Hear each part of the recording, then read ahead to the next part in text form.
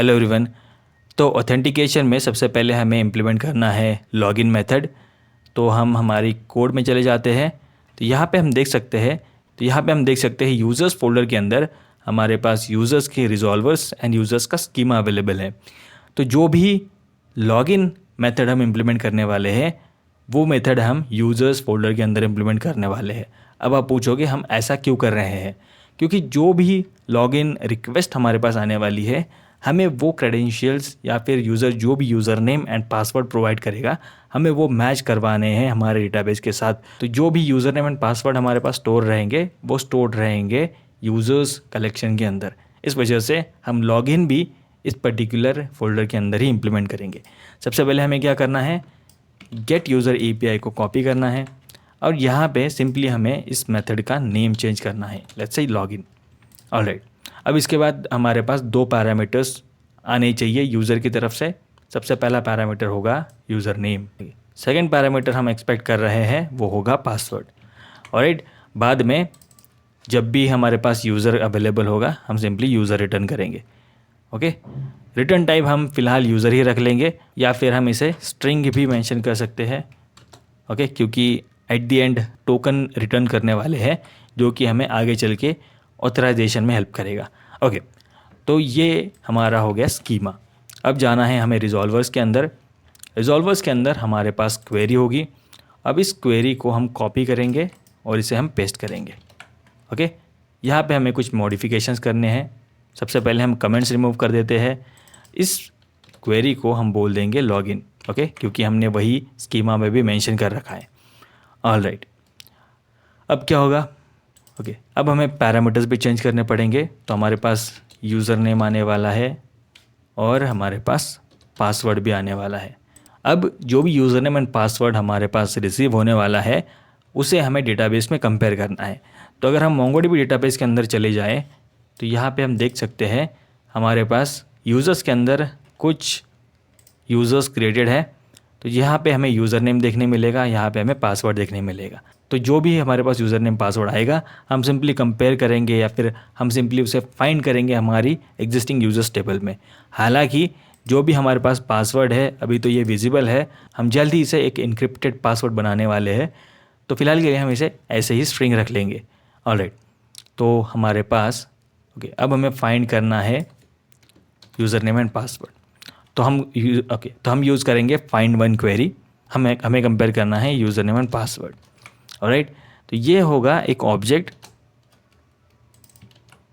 तो हम इसे यूज़र नेम कर देंगे और इसे हम पासवर्ड कर देंगे इस तरीके से।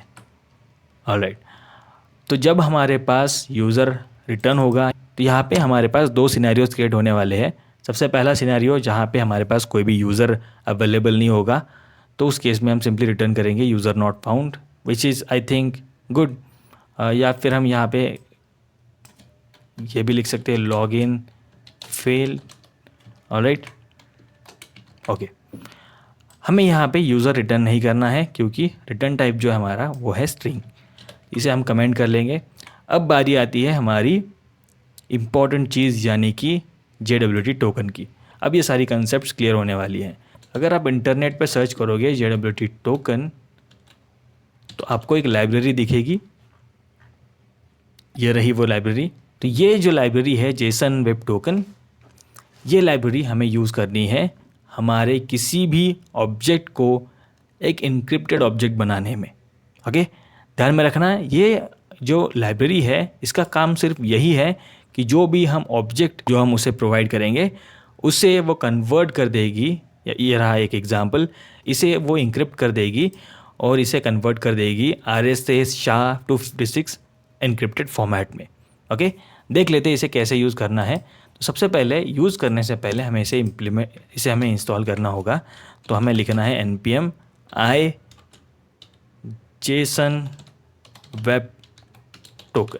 ऑलराइट, ये इंस्टॉल हो चुका है। अब हम इसे रन करेंगे तो इसे हम इंपोर्ट करेंगे। ऑलराइट, तो ये अभी इंपोर्ट हो चुकी है। इसे हमें यूज़ करना है हमारी इनक्रिप्शन में। ओके, तो हम लॉगिन API में चले जाएंगे। हमारे पास जो भी यूज़र रहेगा उसकी हम सारी इन्फॉर्मेशन इसके अंदर स्टोर कर सकते हैं। JWT के अंदर एक मेथड मिलती है जिसका नाम होगा साइन। तो ये मेथड हमें हेल्प करेगी हमारा JWT टोकन क्रिएट करने में। तो ये मेथड हमें एक टोकन रिटर्न करेगी। अब ये मेथड के अंदर हमें 3 डिफरेंट पैरामीटर्स पास करने हैं। सबसे पहला पैरामीटर जो होगा, जो भी डेटा हम इनक्रिप्ट करना चाहते हैं उसे हमें एक जेसन ऑब्जेक्ट में पास करना है। ओके, तो जैसे ही हमारे पास एक यूज़र रिटर्न हो जाता है, हम एक्सपेक्ट कर रहे हैं कि लेट्स से हमें यूज़र की जो आईडी है उसे हम स्टोर करें। ओके, आई थिंक हमें अंडरस्कोर आईडी यूज़ करना चाहिए। ओके, इस तरीके से। सेकंड हम क्या कर सकते हैं, हम let's say user name, let's see क्या डेटा है हमारे पास, रोल, या ये काफ़ी इंपॉर्टेंट चीज़ होने वाली है। तो ये रोल भी हम इनक्रिप्ट करेंगे। और साथ ही साथ लेट्स से ईमेल, तो हम ईमेल भी इसे ओके, तो ईमेल भी इसमें ऐड कर देंगे इस तरीके से। तो ये हो गया हमारा सबसे पहला पैरामीटर।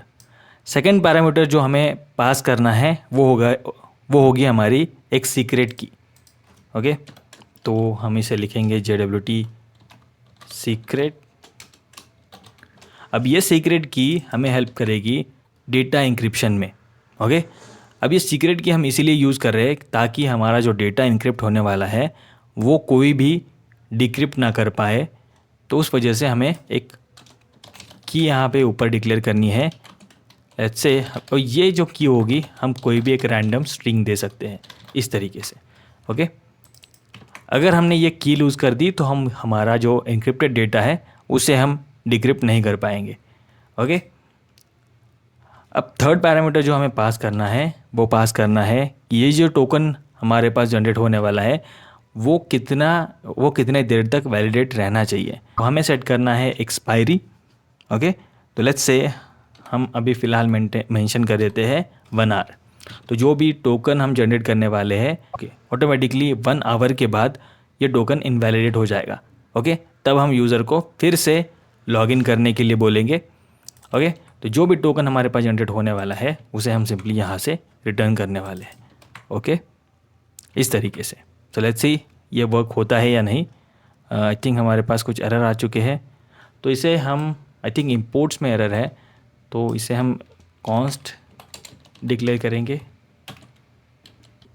ओके, ये एग्जीक्यूट हो चुका है। अब हमें सैंडबॉक्स में जाना है और लेट्स से एक न्यू, लेट्स से ओके, अब यहाँ पे हम देख सकते हैं क्वेरीज़ के अंदर हमारी लॉगिन क्वेरी आ चुकी है। यहाँ पे हमें पास करना है यूज़र नेम एंड पासवर्ड। तो हमारे पास एज ए रिस्पॉन्स स्ट्रिंग आने वाली है। Alright, cool. तो यूज़र नेम हमें डेटाबेस से कॉपी करना होगा। तो ये रहा हमारा यूज़र नेम, और पासवर्ड भी हमें डेटाबेस से ही कॉपी करना है। लेट्स सी ये एग्जीक्यूट हो पाता है या नहीं। Okay, cool. यहाँ पे हम देख सकते हैं हमारे पास एक रैंडम स्ट्रिंग जनरेट हो चुकी है, और यही स्ट्रिंग है वो हमारा जेसन वेब टोकन है। अब ये जो स्ट्रिंग है वो हम यूज़ करने वाले हैं हमारे नेक्स्ट ऑपरेशंस में, यानी कि ऑथराइजेशन में, जो हम अगले वीडियो में देखेंगे। फिलहाल के लिए इस वीडियो में इतना ही। Thank you very much for watching. See you in the next video. Bye.